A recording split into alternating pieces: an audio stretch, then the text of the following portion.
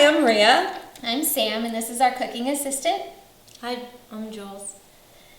And we're going to be your cooking guides and instructors through this virtual cooking class. This is the first time we're doing this, so we're very excited, and we thank you for being patient with us and cooperative during this interesting way to teach.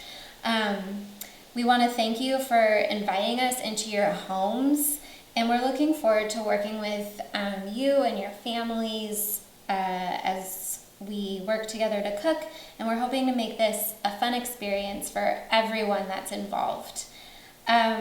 You should have received a box with some contents that will be helpful for you and your families during this course. So you should have some copies of the 4 recipes that we're going to be working with this week and a half in print, in large print, and as well as in Braille, so you can read them together. You'll have a general class schedule, some parent guides and tips, a place setting in tactile and in print, an analog clock in tactile and print, as well as a few pieces of black parchment paper. So let's go over the place setting in print and also embossed.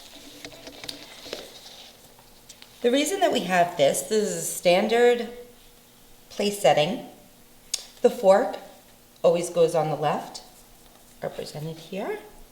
The napkin always goes on the left. The circle represents the dish. The knife goes on the right.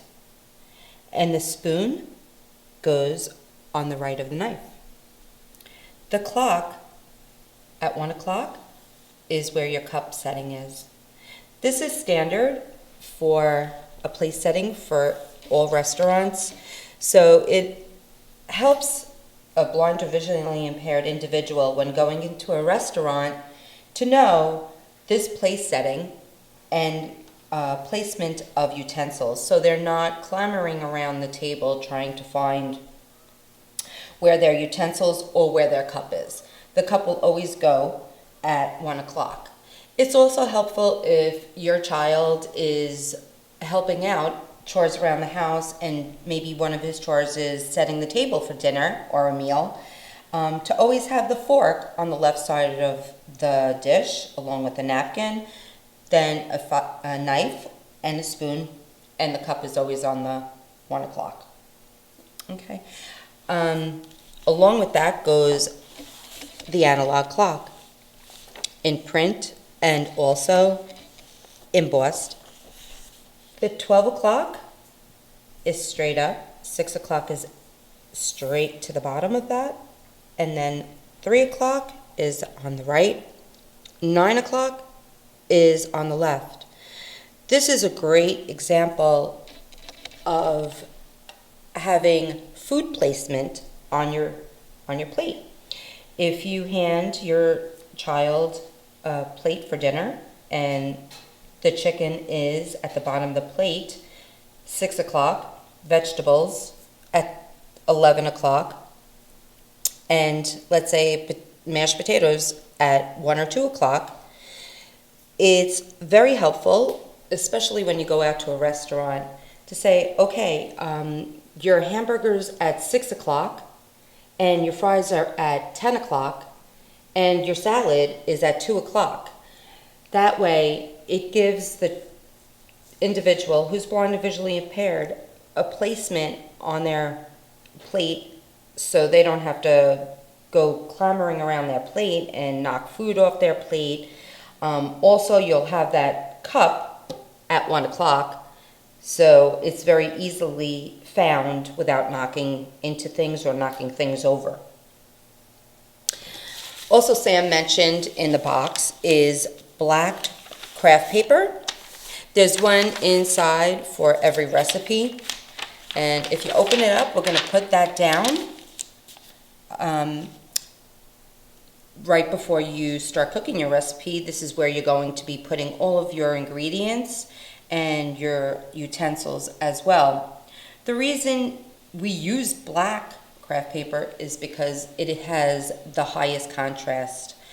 So if you're using black, try not to use black utensils, then you would switch to white or another color contrast. It doesn't always have to be paper.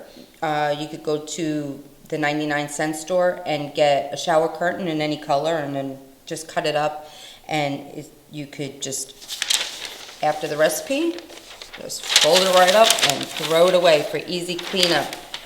So it serves as different purposes: contrast, easy cleanup, placement, using the clock, using the plate placement, and that way it's a win-win.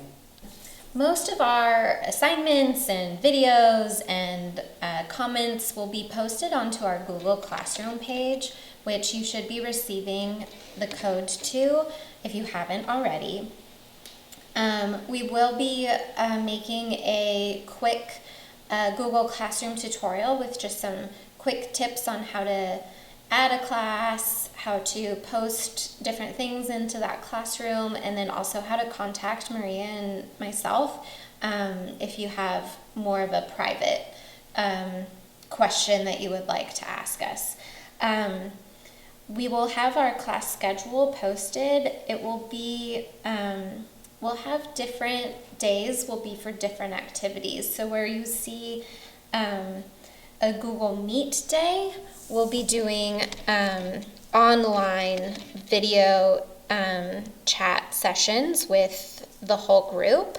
And on any day that's a cooking day, that will be where Maria and I will be online on video, and anyone can pop on and ask us questions. Ideally, this would be the time that you and your family would be cooking, and so as you're going through the recipe, if you come to something and you don't know what to do or have a question, you can pop onto the video and we'll be right there ready to answer your questions.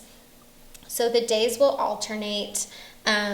Cooking day 3 and 4 are back to back, and then we finish our last day with some video. So we'll be going over that in more detail as in our first session. We'd love to see pictures and videos, so I think during our tutorial we'll show you how to post a video or post pictures, and then making it all fun. Yeah, we can all comment on everyone's cooking Delicious experience. cooking, yep. Yeah, we're looking forward to spending our summer with you. Yeah. Thank you. Bye.